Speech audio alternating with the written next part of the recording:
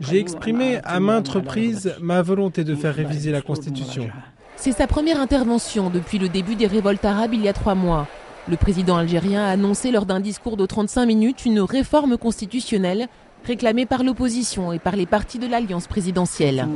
C'est pourquoi il faut créer un comité constitutionnel avec des experts en droit constitutionnel qui vont faire des propositions que je vais examiner. Elles seront soumises au vote du Parlement ou au référendum. En 2009, il avait été réélu pour un 3e mandat après une réforme constitutionnelle.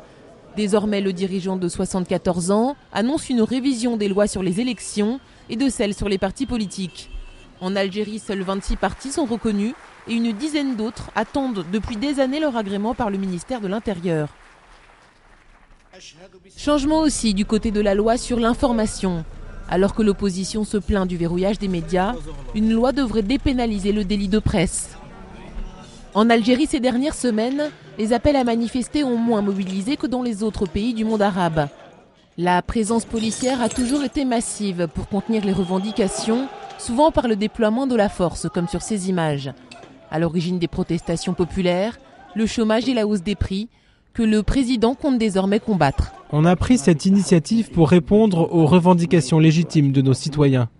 On a déclenché de nouveaux mécanismes pour faire baisser les prix qui sont en hausse au niveau mondial, spécialement sur les produits de première nécessité.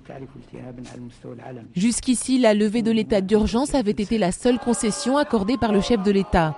Pluralisme politique, liberté de la presse, baisse des prix, autant de réformes à mener dans un délai très court s'il veut respecter sa promesse avant les élections législatives de 2012.